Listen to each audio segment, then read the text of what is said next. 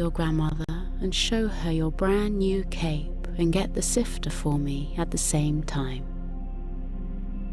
The girl did enjoy seeing her grandmother, and she did love showing off her lovely new red cape, and so she agreed to walk to the next village and get the sifter for her mother. Her mother began preparing her a snack to take in case she got hungry on the walk. She folded grease-proof paper around hunks of bread baked the day before, and she put it, along with a small jar of olive oil, into a sack. She then added some small cakes in the shape of rings that were light and fluffy inside and tasted sweet and sugary. The girl pulled her beloved new Red Riding Hood over her arms and fastened it at the front, and her mother handed her the sack of snacks for the walk, and the girl set off towards her grandmother's house. The walk to the next village was a pleasant one. The sun remained in the sky, and the clouds remained scant and distant, and the girl took her time, ambling along at her own slow pace. She was in no rush, and she wanted to enjoy the walk in the sun. She walked by lone cottages with vast farmland all around, only the smoke from their chimneys giving any sign of the people who lived there. She walked by the sheep grazing in the grassy fields and on hillsides, and she saw the bee-eater birds congregating in the branches of the trees. The vibrant birds had feathers of cobalt blue, cream that became turmeric, that became rust, and moss green on their wings that appeared as if they had sat too long and algae had crept over them.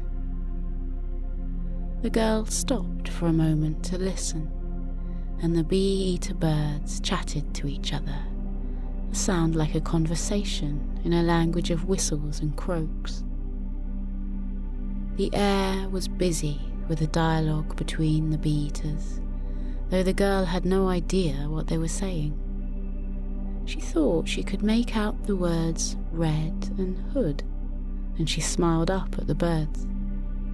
She flipped her hood over her head and said, "Isn't it beautiful?"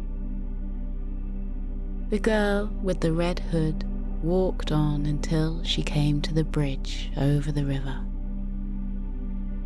Her mother had told her this should be okay on a fine day like today, but she hadn't realized that the night time had been full with rain and the river was high today. The girl stood at the beginning of the footbridge and looked at the water lapping over the wooden slats she had to walk across. She didn't want to get her feet wet, and she was concerned that the river could flow even higher. She put one hand on the rope rail and felt the bridge wobble. She had to get to the other side of the bridge to reach her grandmother's house, and so she called out in a strong voice, "River, will you let me pass?" The river licked the air and tumbled over rocks, and it replied to Red Riding Hood, "I will let you pass if you give me the ring cakes in your sack." The girl smiled and asked the river what it would want with ring cakes. The river couldn't eat them.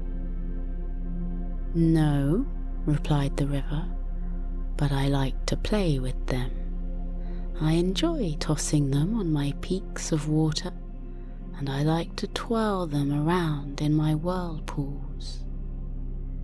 If you give me the ring cakes to play with, I will lower my water and you can pass over the bridge." So the girl took the ring cakes from her sack. She had wanted to eat them, but she needed to get across the bridge. She took a last look at the sweet round ring cakes, and then she threw them gently into the river. She watched as the river spun the cakes around on its tufts of water, and then the river became lower. As the water receded, the bridge became passable, and the girl walked over onto the other side. She walked a little further, wishing she still had the cakes to eat. The day was nearing its middle and she was hungry, but she still had to get to her grandmother's house in the next village, and so she walked on. Soon she reached the wide and heavy wooden gate. Her mother had told her this gate would most likely be left open, but when she walked up to it, she could see it was shut fast. There was no way the girl would be able to lift this solid wood gate. She was too small, and the gate was too big. She stood back and looked at the gate. She watched for a moment as a butterfly fluttered past and landed on a nearby bougainvillea bush. The bright pink flowers of the plant clustered on the branches and seemed to sway in the breeze like her own curly hair did when the wind was up. The girl looked around and the grass was bending this way and that, and she was sure then that a wind was indeed coming over the fields. She hooked her hood over her head, and she asked the gate if it would please let her pass. "Gate, will you let me pass?" The gate creaked slightly in the breeze and explained that its hinges were worn and rusty, and that if it could have the bread and olive oil from Red Sack, it would let her pass. "The oil will soothe my rusty hinges, and I will once again be able to move freely," the gate said. The girl delved into her sack once more and brought out the hunks of bread and the jar of oil. She looked at the bread and she longed to eat it, but she had to get to her grandmother's house, and so she gave the bread and oil to the gate. The gate opened as if the wind had pushed it, its latch freeing itself and its heavy wooden form swaying against its post. The girl said thank you as she walked through the open gate and into the field. The field was a sea of long grass and wildflowers, left to grow as they pleased.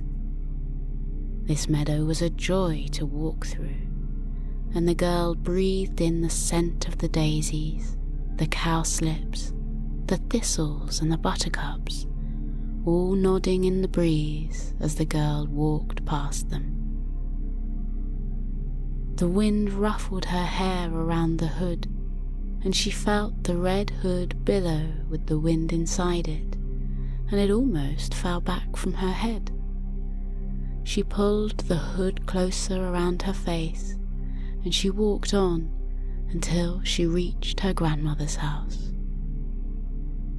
The girl's grandmother was delighted to see the girl, and she marvelled over what a beautiful red riding hood she had.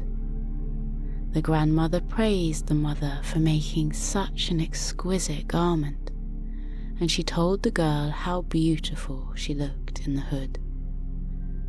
The girl told her grandmother she had come to collect the sifter so her mother could bake bread that afternoon. The girl's grandmother smiled a mischievous smile and said, "How about we play a game?" The grandmother said she would hide the sifter and the girl had to find it. The grandmother would give her clues and tell her if she was warmer or colder, depending how close she was to the sifter's hiding place.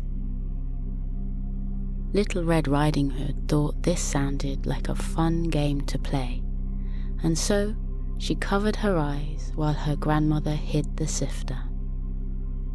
"Now," the grandmother said, "you must find it." The girl began looking around the room first. She took the cushions from the sofa and chairs and she lifted the rug. She held back the curtains and looked behind them on the windowsills, and she peered behind the doors.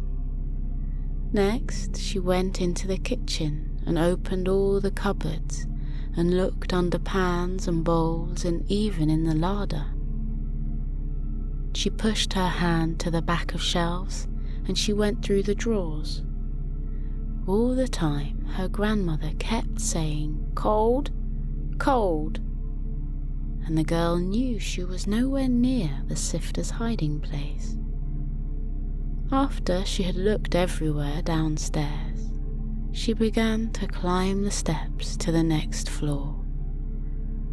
Now her grandmother started to say, "Warmer," and she knew she was heading in the right direction.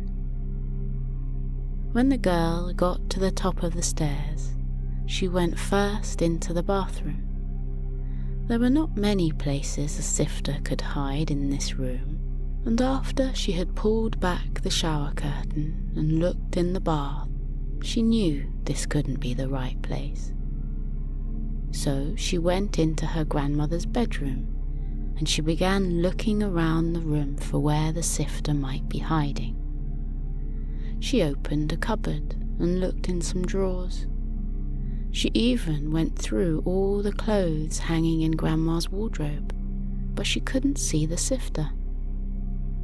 Lastly, the girl turned around, and there, on the bedspread, she saw a strange mound, a bump in the quilt. The girl thought this was very odd indeed, and she scrambled up and onto the high and big bed.